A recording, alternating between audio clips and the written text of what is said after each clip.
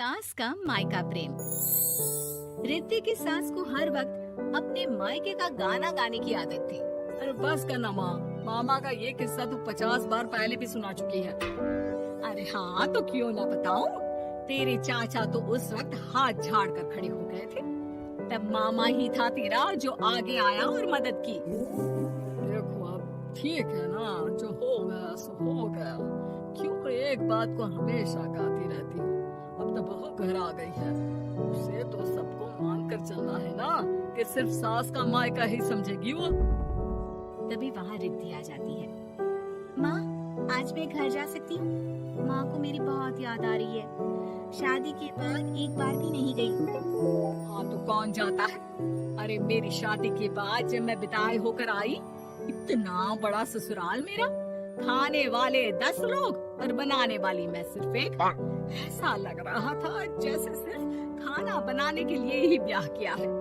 वो तो मेरा भाई था, गांव से एक काम करने वाली चाची को भेज दिया जो मेरा हाथ पटाती थी, और उसको पैसा, खाना, कपड़ा, रहने के लिए कमरा, वो सब किसने दिया था? तुम्हारे भाई ने। ये मामला रोज का था। ससुर भी जब गुस्सा होते तो वो सारी बात कह देते जो उनके मन में इतने समय से चल रही थी। मेरा भाई, भाभी, भतीजा, भतीजी सब छुड़वा दिया। मैंने जीवन भर सिर्फ तुम्हारे परिवार वालों से निभाया, लेकिन अब भी चैन नहीं है तुमको। बहू के सामने सास को लगा कि उसकी बेइज्जती हो रही है। अब सुन बहू, अपने कमरे में जा, कहीं नहीं जाना मायके वायके। घर का काम कौन करेगा? पड़ोसन। बहू समझ जाती है मामला गर्म चल रहा है। कमरे में जाने में ही भलाई है। कमरे में क्या है? तुम्हारी माँ हर वक्त चिक चिक चिक चिक करती रहती है। कल ताई मिली थी तुम्हारी मुझे, लेकिन मजाल है सासू माँ की उन्होंने एक बुराई की हो, लेकिन सासू माँ हाँ, जब देखो तब ससुराल के लोगों की बुराई करती रहती है। बेचारे पापा जी कितना मिस करते हैं अपने घर वालों को। मेरा तो बड़ा मन करता है कि ताऊ जी, चाचा जी और सब मिलकर रहे, ना साथ रहे लेकिन आना जाना तो ठीक से रखिए। हिंदुस्तान और पाकिस्तान एक हो सकता है, लेकिन चाचा और ताऊ के परिवार के साथ हम लोगों का मिलन ना जी ना, कभी नहीं हो सकता। ये बात है। देखिए मेरे साथ ना ज्यादा चैलेंज मत करिएगा। ऐसा कोई काम नहीं है जो मैं नहीं कर सकती। ससुर जी जो कि बहू की बात सुन रहे थे सामने आ जाते हैं। अरे बेटा, तू ये कर सकती है तो प्लीज मेरा परिवार किसी तरह मुझसे मिलवा दे।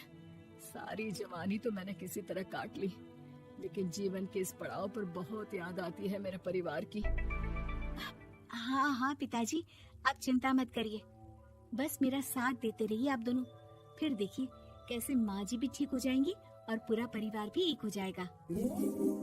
थोड़ी देर बाद बहू सामान लेकर घर से निकल रही होती है कि मना किया था ना तुझे मायके जाने के लिए, फिर क्यों जा रही है? बहू कुछ कहती इससे पहले ही बेटा बोलने लगता है। क्या है माँ, वो घर जा रही है। वैसे भी उसके माता पिता ने मुझे 10 लाख दिए तब जाकर मेरा काम शुरू हो पाया, वरना तूने मेरे लिए किया क्या है? अरे वाह बेटा, बचपन से पढ़ाया लिखाया, तेरे दुख दर्द में जगी, और आज वो लोग तुझे सही लग रहे हैं। और फिर ससुराल में लड़की खुश रहे, ये तो मायके वालों की जीवन भर की जिम्मेदारी रहती है।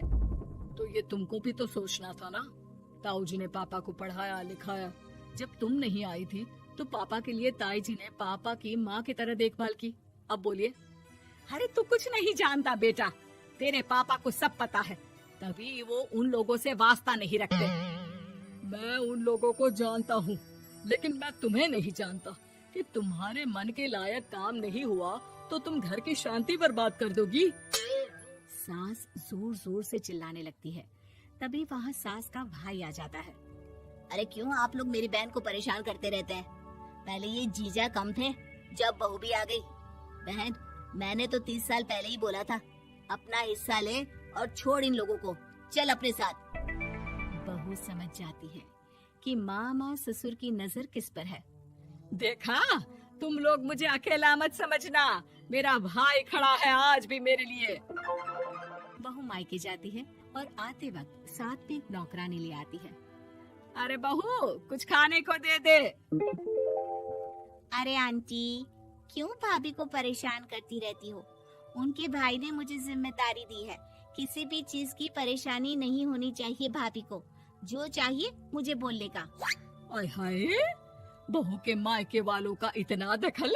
ये मेरा घर है, कोई कल का आए इसे पूरा कैप्चर कर ले, ये बर्दाश्त नहीं होगा मुझसे। क्या हो गया सासू माँ? क्यों सुबह सुबह चिल्ला रही हैं?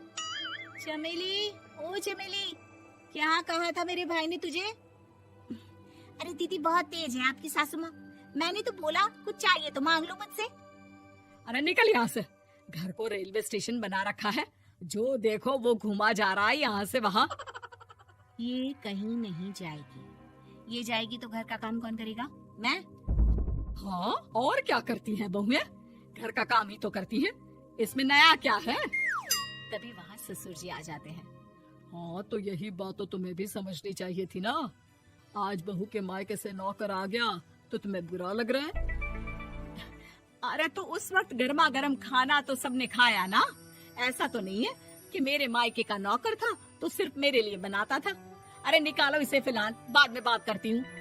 सास का गुस्सा जोर से नौकरानी पर फूटता है। तभी वहाँ बेटा सामान के साथ आकर खड़ा हो जाता है। चलो रिद्धि, तुम ठीक बोलती हो। मेरी माँ को तो हम लोगों की कोई फिक्र है ही नहीं, ये तो सारा दिन सिर्फ अपने बारे में सोचती है। और देखिए, मैं अब से कह रही हूँ कि अब से इस घर की तरफ आपको देखना भी नहीं है। नहीं आना आज के बाद इन लोगों से मिलने। हाँ, बस कभी कभी दिन में 2 बार मिलने आ जाओ। नहीं, बिल्कुल नहीं। ससुर झूठा नाटक करते हुए। मेरी बीवी ने मुझे मेरे ही परिवार से दूर कर दिया, आज बहू मेरा इकलौता बेटा दूर कर रही है। हाय, कैसे जीऊंगा मैं? वाह, वो भाई जो आपको बेटे की तरह मानता था, उन्हें छोड़ने में तो दुख नहीं हुआ। आज खुद का बेटा छोड़कर जा रहा है तो कैसे जीऊंगा? बड़े आए। अब सास समझ चुकी थी कि उससे गलती क्या हुई है। मुझे माफ कर दे बहू। अब मेरी समझ में आ गया कि अपनों से दूर कर बीवियां पति का भला नहीं बल्कि उन्हें जीवन में अकेला कर रही है। मुझे माफ कर दे, मैं अब सबसे माफी मांग लूंगी। ससुर जी दूर से बहू को थम्स अप दिखाते हैं।